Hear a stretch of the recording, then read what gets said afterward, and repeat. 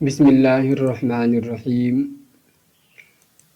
آج ہم پھر لے کر حاضر ہوئے ہیں سبق نمبر 4 ہماری کتاب اردو سے۔ اس کے اندر آئے ہوئے سوالات کے جوابات بغور دیکھیے۔ سوال نمبر 1، قاضی کی عدالت میں کیا مقدمہ پیش ہوا؟ جواب، قاضی کی عدالت میں ایک شخص نے دوسرے شخص پر 100 روپے کا دعویٰ کیا کہ وہ اس سے قرض لیے تھے لیکن واپس نہیں کیے۔ سوال نمبر 2، قاضی نے گواہی کے لیے کس کو بلایا؟ جواب، قاضی نے درخت کو گواہی کے لیے بلایا کیونکہ دعویٰ کرنے والے نے بتایا کہ رقم درخت کے نیچے دی گئی تھی۔ سوال نمبر 3، مدعا کا پڑھیے گا، مدعا علیہ درخت کی گواہی پر کیوں مسکرایا؟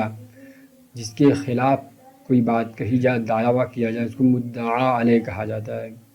مدعا علیہ درخت کی گواہی سن کر اس لیے مسکرایا کیونکہ وہ سمجھا کہ درخت تو کبھی عدالت نہیں آ سکتا، کیونکہ اس کے ہاتھ پیر تو ہے نہیں کہ آئے گا۔ سوال نمبر 4، قاضی نے کیا فیصلہ کیا؟ جواب، قاضی نے فیصلہ کیا کہ مدعی کا دعویٰ سچ ہے اور مدعا علیہ کو 100 روپے واپس کرنے ہوں گے۔ ذیل کے الفاظ کی ضد لکھیے، جو نیچے الفاظ آ رہے ہیں ان کی ضد لکھنا ہے۔ ظلم کی ضد کیا ہوگی؟ انصاف۔ دشمن کی ضد دوست۔ مدعا علیہ کی ضد مدعی، یہ مدعا علیہ یہ مدعی۔ جھوٹ کی ضد سچ۔ سوال کی ضد جواب۔ سوال، اس کہانی کو اپنے درجے کے بچوں کے سامنے ڈرامے کی شکل میں پیش کیجیے اور اپنے استاد سے مدد لیجیے۔ جب آپ کو ڈرامے کی شکل میں پیش کرنا ہوگا تو رابطہ کر لیجیے گا۔ اس کے لیے درج ذیل کردار ترتیب دیے جا سکتے ہیں۔ نمبر 1، ایک بندہ قاضی بن جائے گا۔ ایک مدعی یعنی دعویٰ کرنے والا شخص بن جائے گا۔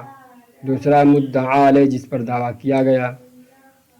درخت یعنی خاموش کردار یا علامتی کردار، کوئی بھی درخت کے سوا کوئی اور بھی آپ شامل کر سکتے ہیں جو خاموش کردار ہو۔